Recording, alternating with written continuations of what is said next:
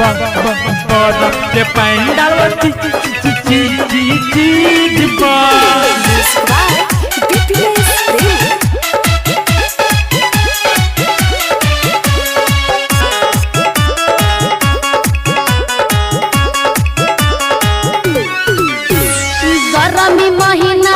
गरमी महीना रुकै नहीं छै हमर देह के पसीना।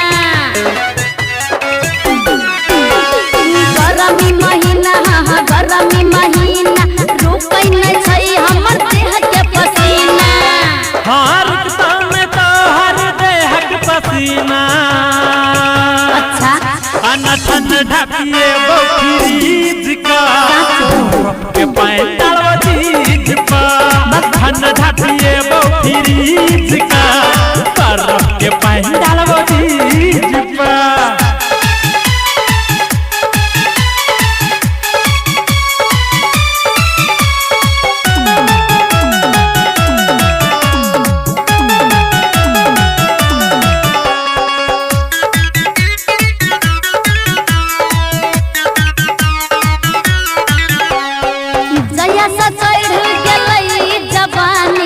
बढ़ गई हमर परेशानी।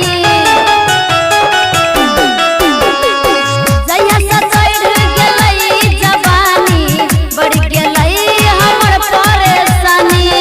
हाँ बढ़ गया तो हर परेशानी।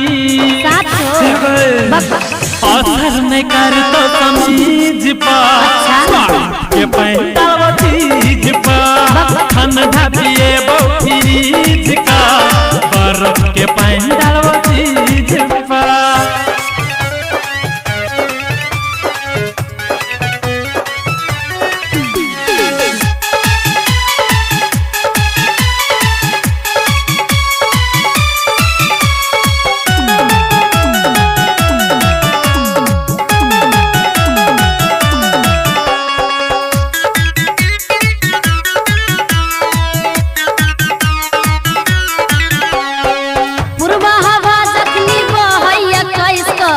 संजू बात करे कि संस बैठ को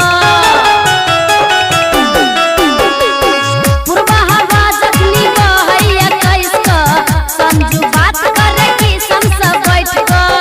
हाँ संजू बात करे कि संस बैठ को भेस्ट पिन्हे जींस पर बर्फ के पैंताल